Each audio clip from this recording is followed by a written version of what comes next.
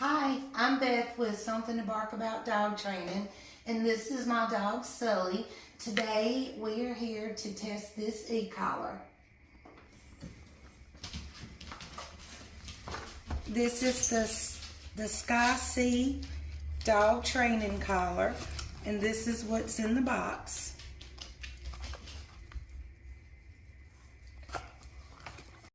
Now that we've unboxed our dog training collar, we've got our collar, the remote, charger.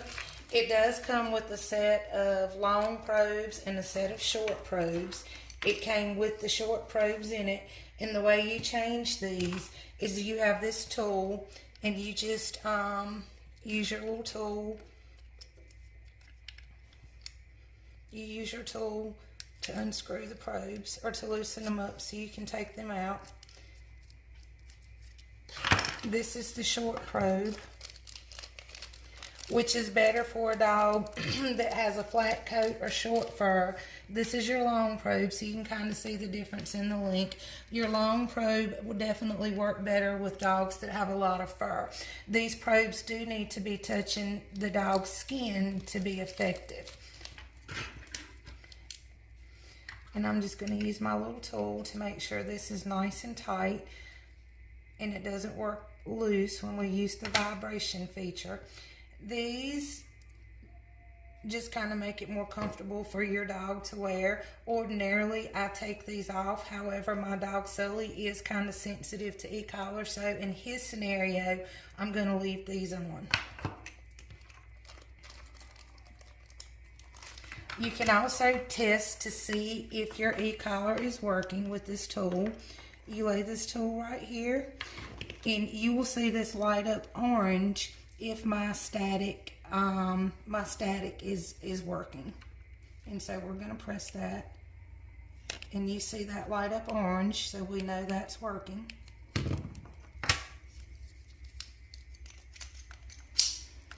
It comes with a charger.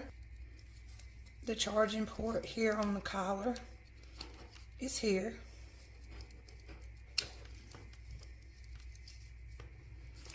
And on the remote, it's here. It does come with the charger, but you do need to have your own charging port to plug this charger into. The e-collar goes from 1 to 100, which I love because this gives you precision on the e-collar. It gives you very precise precision on the numbers that you're working on.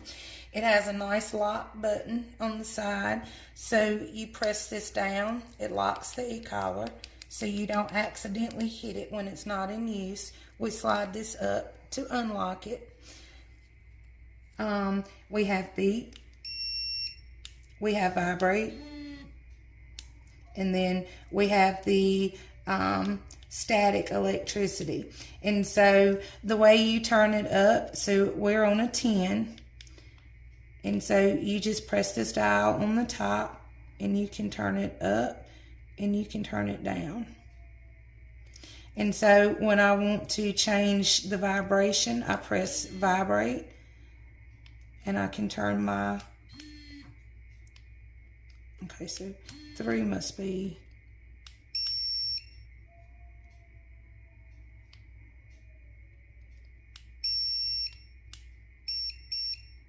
okay, so I think we can adjust the shock, but maybe not the tone. Okay. Oh no, okay, so you press this, but I should read the instructions, right? You press this button on the top to change between your static electricity, your beep, and your tone. So that is your lightning bolt, which is here, and that's your actual shock or your static electricity. This is vibrate. You'll see the little vibrate beep when I press this dial. And so now that we're on vibrate, we're going to turn the dial. And we can turn vibrate up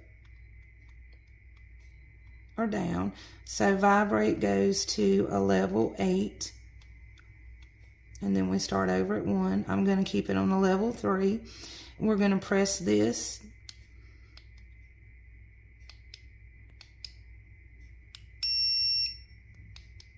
Okay, so I think it just has the one beeping sound. But pressing it is how you can adjust the level between vibrate and your static shock. And so far, I think it's a very good e-collar. It's very well built. Again, I love the fact that it goes from 1 to 100. I like the lock feature. So we're going to put this on Sully, and I'm going to show you how this should be fitted on your dog. Sully, when you put your e-collar on, you want the e-collar to be high up. You want it to be high up on your doggy's neck. And I don't go straight in the front. I kind of offset mine to the right. And so one day we'll offset to the right. The next day I'll offset to the left. And you want this to be a little bit snugger than a traditional collar. So your 2-finger rule does not apply with the e-collar. You don't want it to be over snug. I can still get 1 finger in this collar and it's not super tight. I'm not having to force my finger in, but that's about how you want it to fit on your dog. I highly recommend this e-collar. Definitely look at the links below. Use my code and get your doggy one of these. Thanks. Bye-bye.